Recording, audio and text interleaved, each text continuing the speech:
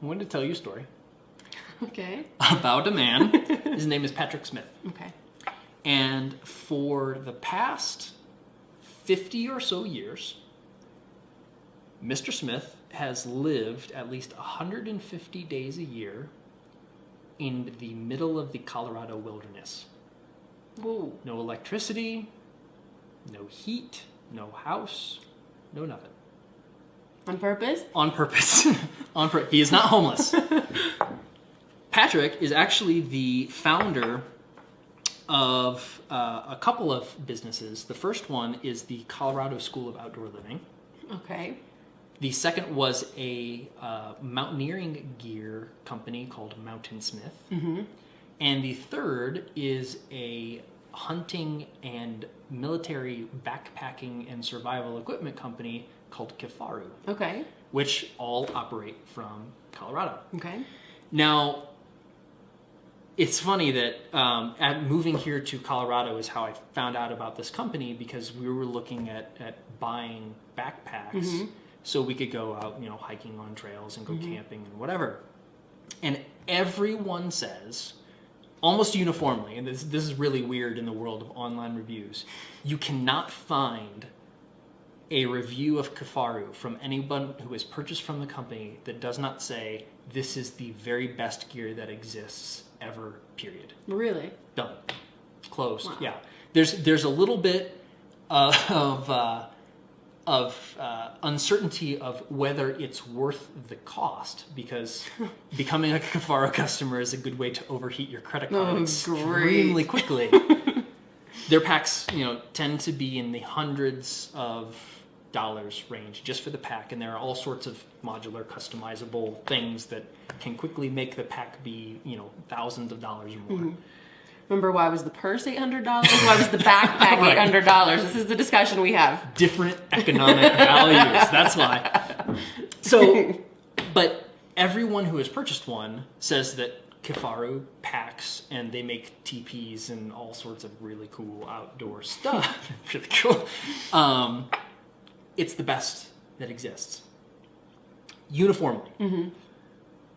Now, the reason... So it's a fair question. Like, how did it get... Kifaru is a new company. It was created in 1997. Wow. So it's been around for about 12 years. Mm-hmm.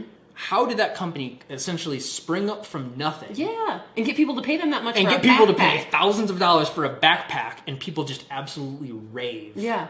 The other thing, too, is they don't carry any inventory. Like, if you want to order a Kifaru backpack, you have to place your order mm-hmm. and wait 6 to 8 weeks Wow. for the company to make it for you. Wow. Like, in an They're era serious of people. instant gratification, that's a pretty big barrier, right? Yeah. They're pretty darn slow. Mm-hmm. But people, after they receive their packs, are like, this is the best thing since sliced bread. Mm-hmm. So why? And it's related to Mr. Smith, the founder of the company, mm-hmm. who has been an avid outdoorsman for the past 50 years. Mm-hmm. Here's what he does. When he goes to create new products, mm-hmm. he takes raw materials, so some cloth mm-hmm. and grommets and stitching, and he says he takes a big envelope stapler Oh, gosh. and he backpacks it into the wilderness. Oh, my gosh. I guess you wouldn't want to carry a sewing machine, so that makes Yeah, sense. exactly. Where he lives about half the year. Wow. And the thing that he does is he designs everything out in the field. He doesn't use a computer. He doesn't use any... He basically makes prototype backpacks in the field, and he tests it. This is a concept called field testing. He actually uses the packs to do what they're designed to do. Like immediately. Immediately. Huh. And it's not uncommon for the designs that he comes up with, mm-hmm. whether it's a backpack or a shelter or mm-hmm. whatever, for him to test that for years or sometimes decades Whoa. before he'll release it to the market. And as a result, by the time that Kifaru ever releases a new product, mm-hmm. it has been iterated to the point mm-hmm. by, he's basically his own best customer. He Yeah. builds this stuff because he loves mm-hmm. it. And he tests the heck out of it. Mm-hmm. And so by the time that a Kifaru customer ever receives it in their hands, mm-hmm. it has already been iterated to the point where it is almost perfect for what it's designed to do. Wow. And so, and you combine that with, a really strong attention to detail and construction quality, and you have the makings of an extremely successful business because he field tests everything for years. And so, field testing as a strategy, it's not like Smith invented this thing. Sure. He just made uses it way it better and all the time. And field testing has a long and distinguished history. There's actually one article, I'll put a link to it below this, but one of the shortest but my favorite posts on the blog is a picture of a guy. Oh, I love this one. His name is W.H. Murphy. And he is the inventor of the world's first bulletproof vest. And there's a picture of one of his associates standing 10 to 12 feet away from him, pointing a revolver at his chest. Murphy's just, standing there smiling. And this guy shoots him in the chest, point blank range, to prove that this thing works. And there are policemen in the background. And they made this whole stunt of it. But that's field testing. It's actually using what you create for the purpose that it's intended to and becoming your own best customer. And the more you do this, you develop very quickly insights about what works or what could provide benefit that's that you're currently not doing. And it's a really famous example now, but recent example is the business of 37 Signals, makers of backpack and base camp and all of these things. They essentially made a product out of something that they already needed. And they essentially were the first and the most avid user of what they created.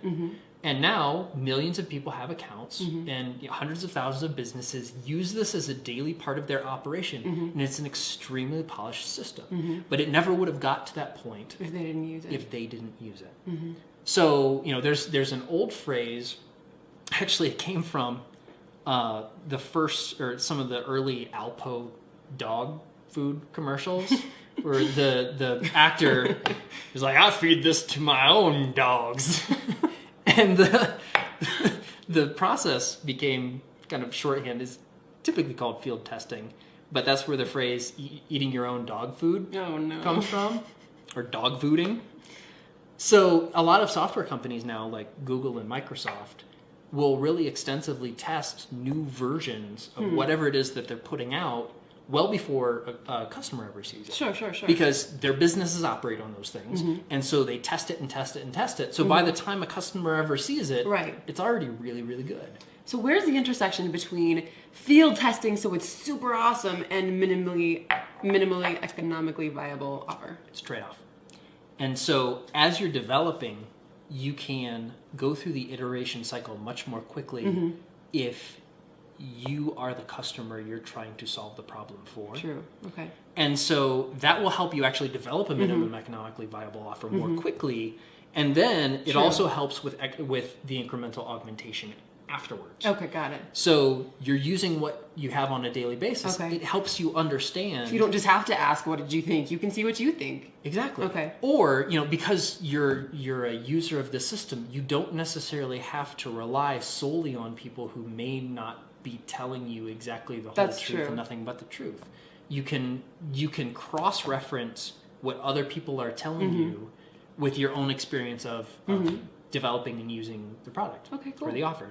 And that helps you make something very valuable as quickly as you possibly can. So, if you can, it's always best to become an avid user in a real-world situation. We're not talking about QA or use cases or some of the other things that companies who develop offers that they don't use try to do to compensate for some of this stuff. But if at all possible, become a customer or actually field test with real stuff what you're building. Okay. And if you can, you'll improve your offer a heck of a lot quicker, and you'll create more value for more people because your product or offering will be better. Nice. Right? That's field testing.